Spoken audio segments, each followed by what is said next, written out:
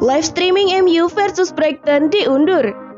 Manchester United akan menghadapi Brighton di Old Trafford pada Sabtu 18 Desember pukul 7.30 secara resmi diundur.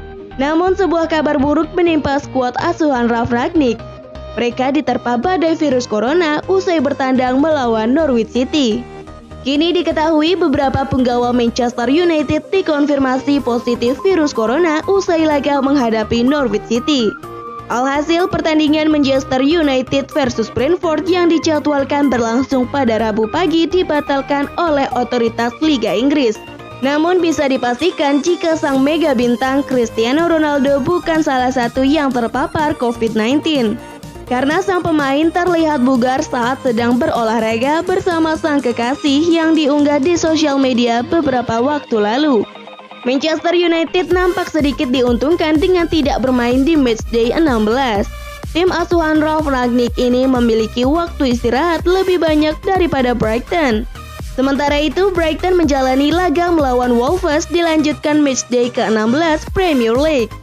Mereka dipermalukan 0-1 di kandang sendiri lewat gol yang dicetak Romain Saiss. Kabar buruk juga menimpa skuad besutan Graham Potter yang tengah dilanda badai positif virus COVID-19 di skuadnya. Potter menyatakan jika terdapat 3 atau 4 pemain yang positif COVID-19 sebelum melawan Wolves. Pertandingan Manchester United versus Brighton akan disiarkan di Mola TV pada Sabtu 18 Desember malam pukul 7.30. Skuad MU alami krisis pemain. Raksasa Premier League Manchester United dikabarkan tengah dilanda krisis karena bertambahnya jumlah kasus positif COVID-19 di skuad mereka. Seperti diketahui, Manchester United sempat menutup kompleks latihan Carrington selama 24 jam pada Senin 13 Desember 2021. Hal itu ditujukan untuk meminimalisir terjadinya penularan wabah COVID-19 di klub.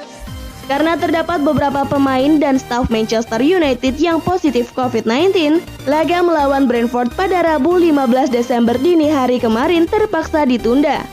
Kini, skuad Manchester United kembali berlatih di Carrington pada Rabu 15 Desember pagi waktu setempat. Sebelumnya, semua pemain lebih dahulu menjalani tes PCR. Dari tes PCR inilah diketahui bahwa ada 2 pemain lagi yang positif COVID-19. Dilansir Daily Mail, keduanya disuruh untuk pulang ke rumah. Pada Selasa 14 Desember 2021, skuad utama Manchester United tak berada di Carrington. Meski demikian, markas klub ini didatangi oleh lebih dari 130 staf, termasuk skuad tim wanita Setan Merah, tim U18 dan tim U23. Perwakilan Premier League sudah mendatangi markas latihan Manchester United pada Rabu untuk melakukan sidak protokol kesehatan yang dijalankan sudah benar atau belum. Kini nasib laga kandang Manchester United melawan Brighton pada akhir pekan mendatang pun menjadi semakin tidak jelas. Besar kemungkinan laga ini akan ditunda. Di sisi lain, Brighton sebagai calon lawan Manchester United sendiri juga tengah mengalami masalah COVID-19. Trippier pilih Newcastle ketimbang MU. Keinginan Manchester United untuk menggait Kieran Trippier berakhir anti klimaks. Pasalnya, bek Atletico Madrid tersebut sudah setuju untuk bergabung dengan kompetitor Setan Merah di Liga Inggris. Sudah jadi rahasia umum jika The Red Devils dihubung-hubungkan dengan nama Kieran Trippier.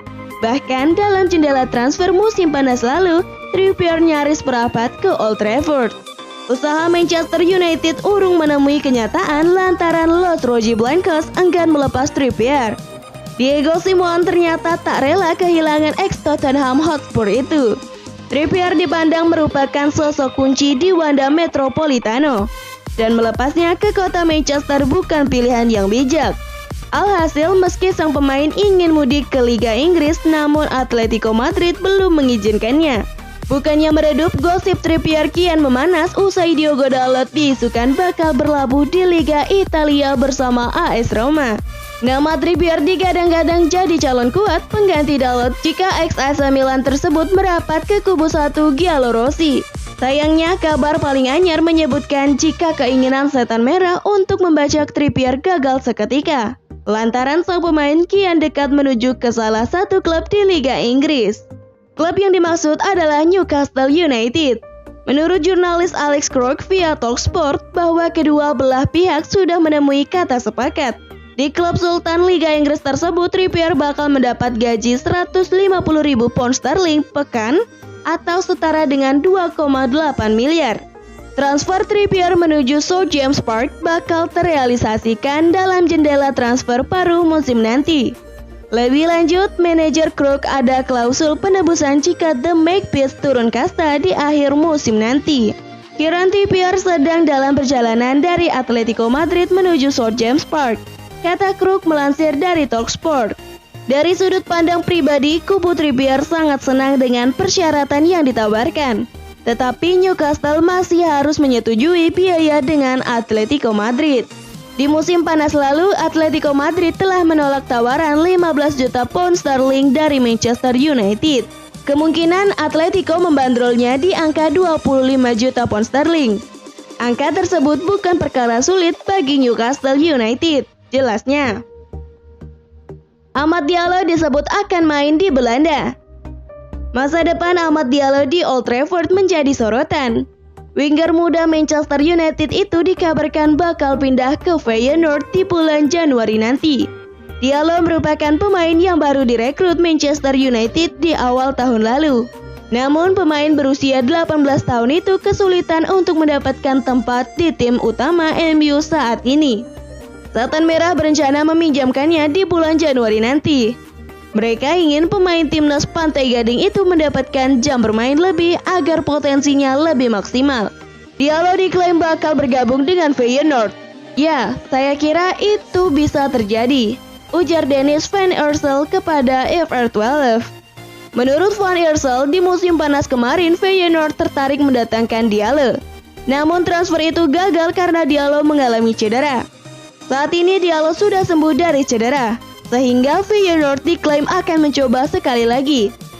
Feyenoord masih mencoba untuk mendatangkan anak muda dari United itu, Amad Diallo. Saya yakin mereka akan bergerak untuk mendapatkannya. Menurut Van Eersel, Diallo sebenarnya bukan kebutuhan yang mendesak, karena ia menilai ada sektor lain yang harus diperkuat Feyenoord. Ia menyebut raksasa Eredivisie itu kekurangan bek kiri. Jadi ia menilai sektor itu harus diprioritaskan. Asa Feyenoord untuk mendatangkan Diallo tak akan mudah, karena sang pemain dilaporkan banjir peminat.